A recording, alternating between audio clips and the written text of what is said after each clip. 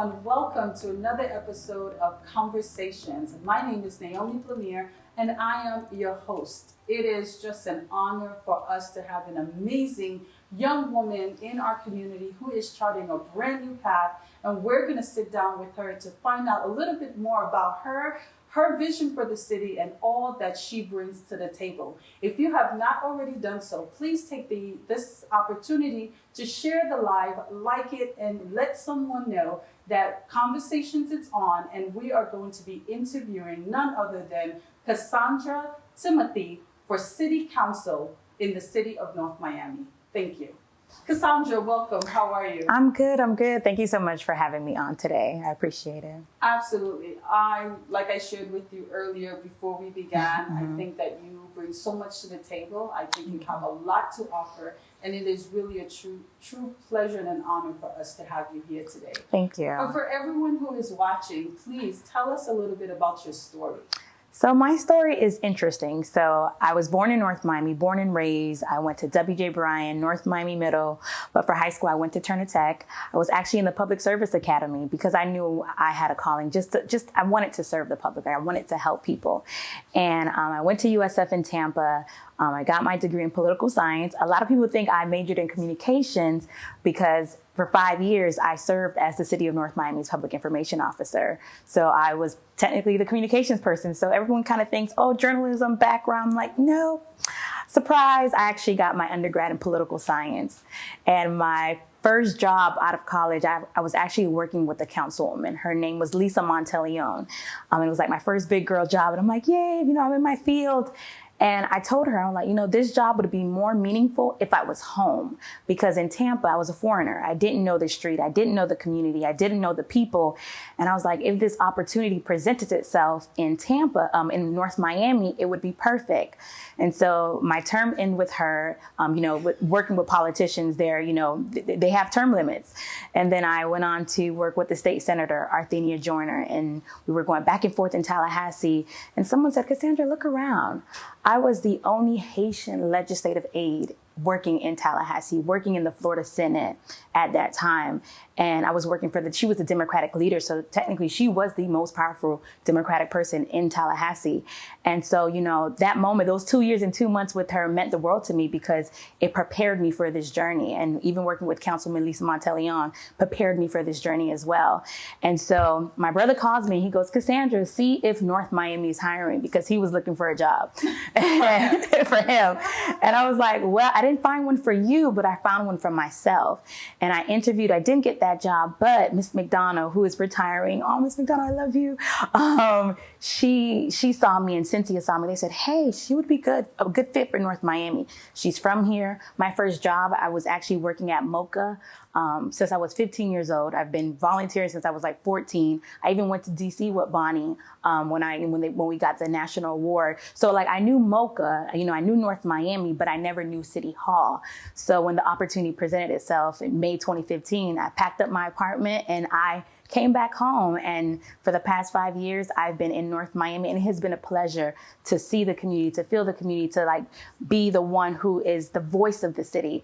I started the city social media. There were so many things that I was able to do.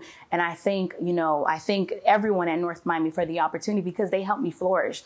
And now, after COVID hit, I realized I got burned out as PIO, because we are always going. There's always something in North Miami. And then I realized there was this fire, there was this passion, there was this burning to do something bigger, to do something greater, because I knew my calling was in government, was writing legislation. I thought I was going to go to law school because, I wanted to help, defend, but I realized because I want to write the laws. I want to write the policies that affect our daily lives. And so that's why I'm running. Kassandra, you know that it is historic times for a woman in politics, and I dare say for Haitian women in politics, it's a brand new path for us. We had historic numbers last quarter with so many women in South Florida running for office. Tell us exactly what is fueling you. Why did you take this path at this time? At this time, right? Like I decided to leave my job in the midst of a pandemic to run for office. You know, you get to a point where you're like, you want to see change. You want to impact the community. I remember being in Tallahassee during the Trayvon Martin incident. And I remember seeing the gun lobbyists talk about it was a justified shooting. And I remember going to the bathroom and crying. And I remember saying, you know, we can't always just protest because I had my hoodies on. I was holding the Skittles. We have to be the change that we want to see. And at that moment, I realized, you know, I can't just talk the talk. I have to walk the walk too. And it was crazy because before I even thought about running, I posted something on Instagram, and I was like, it was National Day of Prayer. And the George Floyd incident had just happened. And I was just like, you know what, it's time for us to run for office, to be the change. And then 2 weeks later, I was like, wow, I guess I'm getting ready to be the change because now I'm going to run for office. So it's our time. It's Women's History Month. You know, there's been a record number of women running, Haitian women running. Like I see you guys, Linda, Daniela, Nancy, like it's like this Power Ranger. We're like this force of young Black Haitian women who are running for office. And, you know, they fueled me and they're helping me along this journey because I was thinking about it. I'm like, should I? And then another person's running and then another person running. I'm like, okay, well, I guess I should. So it's like fire catches fire. Absolutely. And that's kind of what happened. And, you know, our culture, we are very much so involved in politics and government. And it was just time. It was time.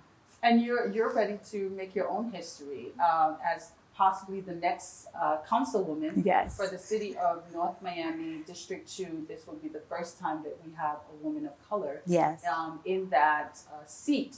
Please, for someone who's watching for the very first time and who may not know a lot about politics, tell us, what is the job of a councilwoman? So as a councilwoman for the city of North Miami, it is our jobs to set the policies, to set the initiatives that we want to see in our community. And it is administered through the city manager. So North Miami has a weak form of government. In Tampa, we had a strong form of government where the mayor kind of set the tone. He set the budget and, you know, the council just kind of had veto power, if that be. But with North Miami, we set the city's budget. We are the one that determines your property taxes. So, you know, depending on what we set the millage rate. So local government, I tell people, is the most important government because we affect what's happening in your backyard. Immediately, exactly. So if there's a sewer backup, if there's a pothole in your street, you know, we are your first point of contact. And, you know, that was something that I enjoyed in Tampa. And, you know, I wish, you know, God works in mysterious ways because I was just like, you know what, I did apply to work in the mayor council office and I didn't get that job. But you know what, now I'm getting another job that's more meaningful, that'll be more impactful on Tuesday, May 11th, as councilwoman, if and when I win. So, you know, I tell people, you know, local government, everyone looks at the president or they look at the governor. And I'm like, those people are so far removed from what's happening in your backyard. So if you want the greenery, if you want the trees, if you want, you know, real effect, you know, real change for climate change, you want to start local. You want to start paying attention what's happening in your local government. And I think one of the other issues that people were able to connect with all of these, you know, the hashtags, the movements, and it was happening with the police. But our city manager is the one who hires the police chief. So you want to make sure that your police chief and your police officers, they look like you, they speak the same language as you, and that real community policing starts at home. So I think that, you know, I want to be that voice to help people because yes, it's great to protest. Yes, it's great to make noise, but we have to back it up with action. Absolutely. Absolutely. And there has to be action that people can count on, right? And actually being in a position to make the changes, to write the laws, I believe it's one form of action and one that is very necessary. Yes. And at this time, I can say that we really need the right people. We really need the right people, especially in the city of North Miami. Yeah. So, you know, when someone is running, they set their pace and decide that, okay, I'm going to run, and then you launch, and then you have the beautiful picture, and I saw your headshot, lovely. Thank you. There's an aspect of running that is very serious, and that aspect is talking about your priorities. What are you going to do differently? What sets you apart from the other candidates in the race? Tell us about 3 priorities that you specifically want to work on if you're given the opportunity to become North Miami's next councilwoman. No, and I thank you for that question, because it is the most important question. And it's actually the question that I finally answered this week, because I had so much priorities that I wanted to, work on. And being inside of the city for the past 5 years, you see it from both angles. So I was an employee and I was in the city manager's office. So that's where, things are happening. And I also was the public information officer. So I had to communicate the policies and the initiatives, what was being conveyed to the public in 3 different languages, because our community is so diverse. So now that I get to be on the outside and set the tone, now I was like, at first I was trying to be Superwoman and take them all. But then I realized, okay, Kassandra, let's narrow them down. So in the following week, I will be my revised website will be live with all 9 of my priorities, because I just couldn't, narrow it down, because they're all important, and they're all important to all of North Miami.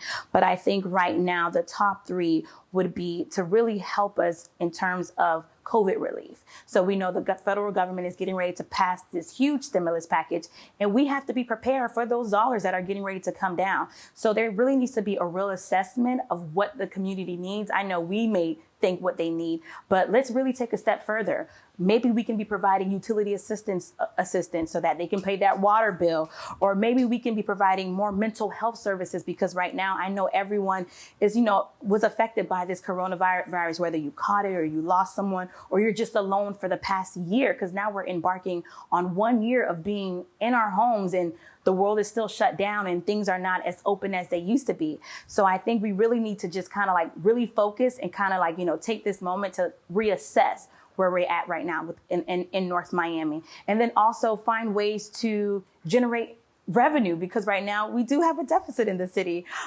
So there's ways to be, innovative. There's ways to do things outdoor that's safe, and that, we can bring some type of investments or businesses to the city, because all eyes are on District 2. We are the most heavy commercial. And there's businesses that want to move to the city, especially right now that things are probably a little bit more affordable because people are leaving the city. So with that being said, I think it's time for us to streamline those development, those projects, those businesses that want to come in, and making sure that our North Miami residents have access to those jobs first. Because we know right now a lot of people are hurting because maybe they worked at a hotel and their hotel shut down, or they cut down their hours, and people are looking for ways to make money. And another priority of mine that's near and dear is actually creating generational wealth in our community. As I'm talking to residents, they're like, baby, I need a job. I need a job. And I was like, Mommy, where did you work? And she says, I worked at a hotel. I was like, well, you were cleaning at a hotel. I understand that. But do you understand that your industry is in high demand right now? Get with your child and create a little LLC and start your own cleaning business, because right now people are cleaning even more frequently. So I'm like, it's one thing to say I need, but it's another thing to say this is what I can give you so you can provide for yourself. So definitely want to start initiatives where we teach people how to fish. It is not just always catching a fish. It's about creating my own fish. Let me go get it. So whether it's empowering our young ones, empowering our elderly, but making sure that we all have access, because as PIO, it was the hardest job, and I had to do it by myself for about 2 years. I was the only PIO in the office. It was my job to communicate to 65,000 plus residents, and you can't touch them all. So one thing I always ask people, is who are you paying attention to? No one kind of paid attention to me when I went on Haitian radio or went on this or did this to talk about the programs, but they pay attention to the elected official. So I went from being the face of the city, now I want to be the voice of the city. Excellent. Kassandra, you touched on several great topics, but there's 2 things that I want to zero in on. One is the deficit in the city. I think that fiscal responsibility is necessary, right? We want to make sure that we're providing opportunities for those that are paying taxes in the city, but at the same time, we're curtailing and pulling back some because we know that we're in the red. It's over $8 million. Have you thought about some ideas or some things that you can actually bring to the table? First 100 days, if I can use that term, that, from day one, you're like, you know what? I think if we do that from day one, that can actually help us start chipping away at that 8-point-something million dollars. No, I hear you. And even when I was in Tampa, we had a deficit as well. You'll be surprised how many cities have deficits. Because if you think about government, we're not in the business to make money. Government is actually in the business to lose money because we're just putting out services. Mm-hmm. So, and if you look at the trend in how government has, evolved over the years, we went from, services in-house to now contracted services to save money. But then when you look at it overall, it really didn't save you money. It actually ended up costing us more because we contracted it out. But that's just how people like to kind of spin it. Mm-hmm. So I think for me, in my first 100 days, I really want to set a plan. And I want to make a plan, make it clear so that everyone understands, hey, this is where we're at. This is how we can tackle the plan. And this is where we can move forward year by year. Because I think with government, people say, hey, I'm in there my first 100 days, I need to do something major. Mm-hmm. And my first 100 days really is just to make that plan. And one of the top things that are on my plan is to lobby Tallahassee and DC, if I have to implement my plan. Mm-hmm. So for instance, when I worked in Tallahassee, you'll be surprised how many mayors and so forth and people that you're meeting, because they know that the dollars are coming from the state. And no offense, I didn't really see as much people from North Miami when I was in Tallahassee. I did run into a mayor one time at the leadership group, and I was like, oh, that's North Miami's mayor. So I was glad to see my people, but we were kind of missing in Tallahassee. We really don't have a voice in Tallahassee. So when we're looking for that senior center, we should be busting some seniors up to Tallahassee to say, hey, we're demanding our senior center at this park, or we're demanding more youth services for our youth. But we have to have a presence, because if they don't see you, they don't know you're in need. So me taking my experience from Tallahassee, me having my relationship with some of the people who are still Tallahassee, I want to make sure that they know that North Miami's on the map. And when you're allocating those budgets and during budget conferences, and they go late. I remember budget conferences was 2 a.m. in the morning, and Tim is working his way. I'm like, they literally do not leave Tallahassee during budget time. They sleep in their office. Wow. So that's the time where I'm going to be right there. Hey, North Miami needs some money. What do you got for us? We have to make our presence known in Tallahassee, and even all the way to DC. So there's a plan that it's an ambiguous plan. It's a huge plan, but for affordable housing. When I was in Tampa, God strategically places you in places so that you can see. And at first I was like, okay, this is nice, but it was so I can see it from my own community.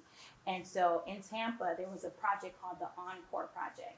And it was a $625 million project for affordable housing in downtown Tampa. And it was HUD, it was the Florida Housing Authority, but that was Tampa creating that plan, creating those relationships to say, hey, we need help here. And everyone was looking. So Marcia Fudge, HUD Secretary, I will be lobbying you, because I think 6th Ave will be a perfect place for the second largest affordable housing project. I know you have to think big. I know I have big dreams, but because I saw it get done in Tampa, I know it can get done in North Miami. Absolutely. And girl, ain't nobody mad at you, okay? Come with those big ideas, come with those dreams, because when you think about it, someone in Tampa actually had that idea, and maybe at that time it was too big for them too. But guess what? I've been to Tampa. I've actually been there for some months, and I love it. Yeah. And I see what they've created out of emptiness. Yeah. Right? Out of emptiness. So why can't we do it? Why can't we do it here? The opportunities are there for everyone. Yeah. And you said something that was key. We need someone who's going to actually go there and force their hand and say, this is what North Miami needs. And so, I'm obviously very excited about having somebody with vision, right? As having somebody with ideas, and having somebody who's going to come with a plan and have the capacity to execute that plan. Because many of us can say, okay, well, I see this could be good for us, or I think that may be good, but no one is actually sitting down and doing the work. Right. And then following up and going to the powers that be and say, hey, this is what I have for my city, for my town, and this is what I need from you. Right? And I'm not leaving until you give it to me. I think that with every community, not just the Haitian community, but, if you don't ask, you won't receive. That's just the name of the game. And sometimes we sit there and we complain and, I didn't get this and I didn't get that. But did you ask? Exactly. Did you ask? And was the right person asking? Was the right person asking? Because like you stated, if we have a city mayor and we have council people, and when you go up to Tallahassee, they're not present, and maybe you have a group of activists or group of people who are leaders in the community are asking, but they're not the power to push the hand. Yes. They're just not the power to push the hand. So I'm really excited about your leadership style, your presence, the determination that you have. Running for office is not an easy feat. I tell people sometimes just literally announcing, okay? It's like pushing out a baby. Like, I haven't pushed out any babies, but I was just like, wow. Yes, just announcing, okay? Between people questioning you, causing you to question yourself. Mm-hmm. You understand? If you are not hell-bent in one way, shape, or form and saying, I'm going to do this anyway, mm-hmm. right? You can actually see the possibilities and retreat and not do it. So we celebrate your courage. Mm-hmm. We celebrate your courage because it takes courage to do what you're doing. And secondly, with what you shared before, I want to know how you're going to leverage your prior experiences, because you've had some great experiences.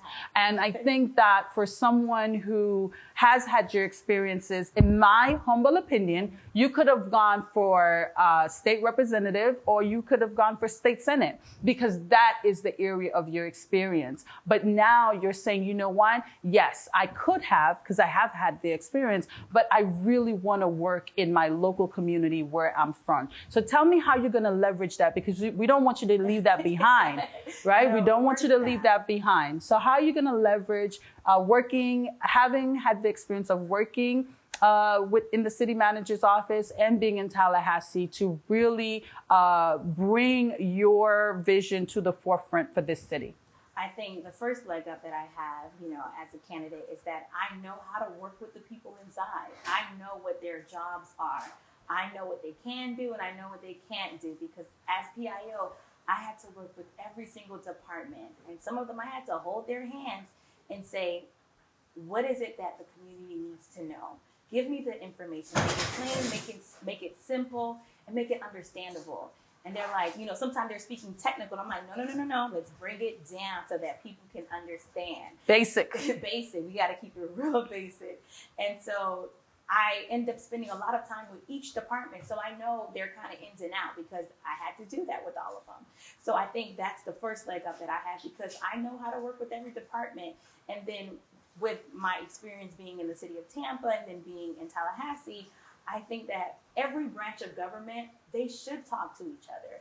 There should be, a monthly meeting of the minds of all the elected officials in South Florida. Like we have all these different coalitions, and, they're great because, hey, you have the Democratic caucus or this caucus, but there really needs to be, like I know in Tallahassee, they have their delegation. There needs to be a citywide or community-wide delegation where we talk to each other, because at the end of the day, we all need each other. So if right now we know that everyone is homeschooling, or half of the community is homeschooling, this is the time for our local government to be really working hand in hand with our school boards and making sure that we're pushing out their information and that we're giving them the resource and letting them know that, hey, we have PAL if kids want to get tutoring, or now the library has free tutoring at tutor.com, and that your child can get, one-on-one tutoring session for free with national tutors. So that is a great opportunity for, our local government to partner with, the school board and to, expand services so that we're reaching a broader net. But then at the same time, I think, my experience in Tallahassee has shown me that, how to work with the different local level, politicians, and how to, strategically align ourselves so that we can do things collectively, so that we're not spending so many resources because this one has a health fair and that one has a health fair. Let's just create a North Miami health fair and we're just all there. Hello, somebody. At the end of the day, it's resources and we can all put our faces and our names on it. So I definitely think it's, I definitely think. I love that, Kassandra. No. Let's be real. Let's be real. We don't need 10 health fairs. No.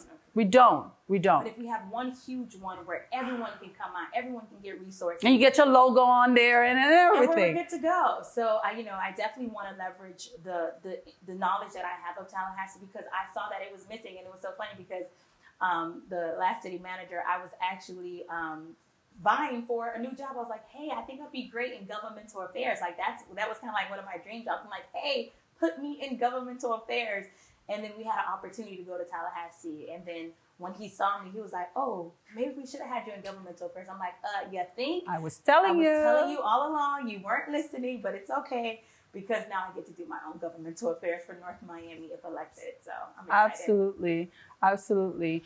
Kassandra, District 2 is one of, in my opinion, one of the most diverse districts in the city of North Miami. You have 6 Ave apartments all the way up to Keystone, right? And a whole lot in between. So tell us, how are you going to bridge those gaps? Because those gaps are real. No, they're real. They are. And that was a question I even asked myself. And I got that answer, when you silence yourself and the Holy Spirit talks to you. Hello. I got that answer about a month ago. I'm strategically placed center city. So I'm not too far from your office. And, I've been there all of my life. Like I was born and raised right there on 9th Ave and 129th. And I look at my placement in the city, and I look at how, like you said, diverse District 2 is. All of those 6 Ave apartments from 121st to 135th, all, half of Keystone and all of San Souci. And what the answer that came to mind, the answer that came to me was, I'm the best person for the job because I know what it feels like to be both. I know what it feels like to have, and I know what it feels like not to have. I can walk those 6 Ave apartments because I have pictures of me visiting aunts and uncles in those 6 Ave apartments that were babysitting me. And I know what it feels like to, dine with, the finest, because I was afforded opportunities to X, Y, and Z, and, be in $1 million homes. And, granted, we weren't there, we were comfortable growing up. So, I can't say that, we struggled, but I know my parents, they worked hard. They started at a stable apartments. They worked hard. They put their kids through school. And, we're all successful because of their determination. And so when I looked at that, I was just like, I'm probably the only candidate that can walk the 6 Ave apartments and talk to them and relate to what they're going to, and provide maybe some type of help or relief in how we can help them in their situation, because some of those slumlord apartments, it is just ridiculous. And atrocious. It's atrocious. Like, they should be locked up right now because of the living condition that those people are in. And, not many candidates can walk those 6 Ave apartments, or they won't walk those 6 Ave apartments because they don't know what they're going through. And today I was walking San Souci, and, I felt, hey, not to say I felt right at home, but, it was like, hey, I understand. And a lady was like, my property taxes are $12,000. I'm like, ouch, $12,000. Wow. And, flood insurance is going up. And I'm like, look, I can't promise you everything, but I know one thing that what we can do to provide assistance or some type of relief is making sure that you're getting the different credits and resources that are available to you. Kassandra, we created this platform so that local candidates could have options. And, for a lot of us in the Haitian American community, radio is our big space or go-to for media. And so we want you to take this opportunity right now to speak in Creole specifically to the Haitian constituents that may be watching right now and heard about you, your story, and now understands that, okay, she has a plan. There's something she wants to offer. But can she really connect with me? Because we know that li nécessaire, pas vrai? Pour nous connecter avec ti mami, ti papi, pour yo connaître que nous comprenons yo et nous pas le travail pour yo. Go right ahead. Oui, so, encore, nom c'est Kassandra Timothe, m'son petit, moi là dans communauté, m'connais ça communauté en voisin. Et puis, quand j'am quitté poste, pour me poser candidat, que me voulais servir, me voulais aider peuple là. Comme North Miami, comme district de nous avons pile développement, nous avons pile bail qui a pas arrivé nous là dans North Miami. Si nous pas arranger pour nous, si nous pas en position pour nous joindre, n'a perdu. Et puis c'est depuis ça me décidé pour me quitter poste là pour me candidat dans ville North Miami pour me aider mon dans communauté parce que nous connais n'a souffrir, nous connais pas de job, nous connais tout le monde besoin aide et puis nous tout le monde a joindre et puis gen monde qui pas joindre. Quand on dit me décidé me aider tout le monde. C'est pas moun ça, c'est tout North Miami, c'est un seul North Miami et puis me là pour m'aider nous tous. Excellent, Kassandra. Now, we know that winning means different things to different people. People run for office for different reasons. Tell us, what would it mean for you to win? What is the message that Kassandra Timothe wants to convey? I think what it means for me to win is that when I win, we win because the community wins. I am a candidate who decided on my own to run for office, and I wasn't being pushed, I wasn't being forced, I wasn't being told. You're nobody's puppet. I'm nobody's puppet. I am running unattached, and I'm open, and I'm available for help, for resources, for guidance. And I tell people, I didn't realize the timing, but God always knows the timing. And District 2 will probably be we will be one of 2 seats that are still there because a lot of people are getting ready to term out. So in 2 years, there's going to be a different face in North Miami. Absolutely. There's going to be new leadership coming in. And if and when I win, because I got to claim it. That's it. I want to provide the pathway for more people to come in and do it right. It's a lot of work. It's a lot of talking. It's a lot of knocking on doors. But if your heart's in it, if you really have a heart for servanthood, I'm here to help. So if I make it or if I don't make it, I still want to help, up and coming leaders because it's our time and the time is now. Like we can't wait another day, another hour. We have to be the change our community needs.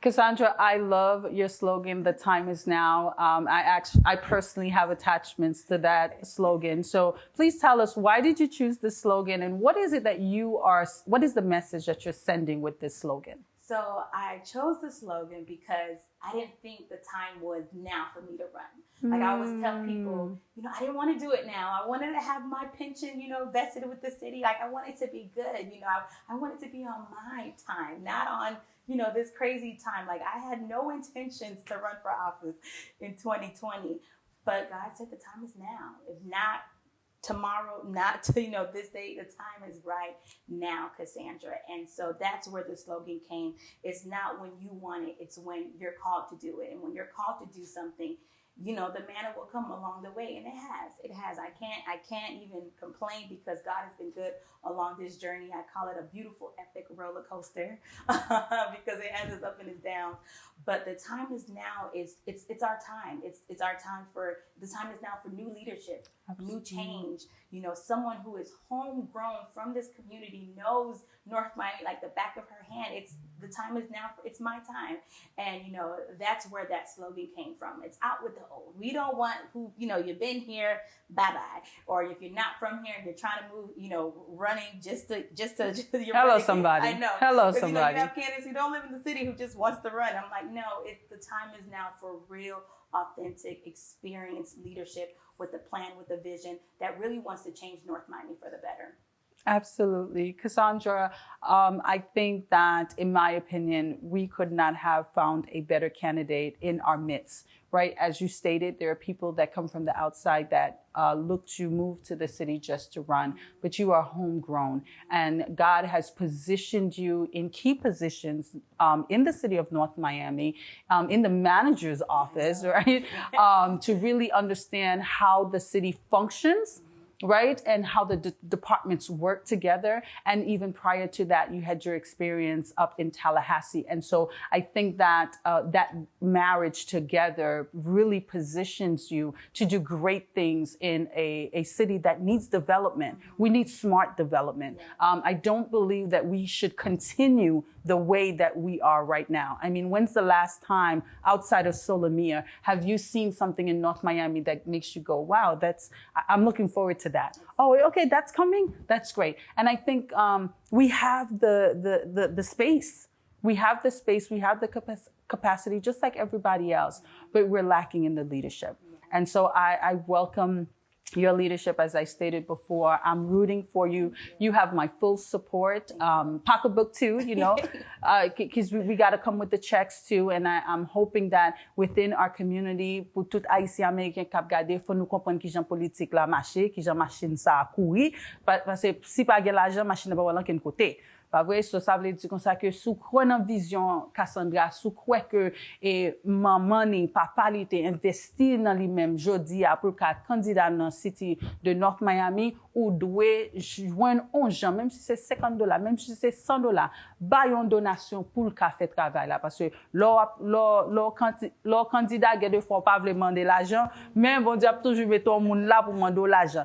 Li besoin l'argent, pas vrai? Et ou pas besoin ouais que donation petit $10, $20, it all adds up at the end. Kassandra, if they want to make a donation, please tell us where they can go to make a donation. And if they want to volunteer, give them a phone number. Yes, please visit www.KassandratImothe.com. You can text me directly, 786-390-2237, 786-390-2237. Or, go on the website, all my contact information is there as well. Thank you for tuning in to another episode of Conversations. My name is Naomi Blamire. I am the managing partner at BL Consulting and your host for Conversations. Until next time, have a balanced day.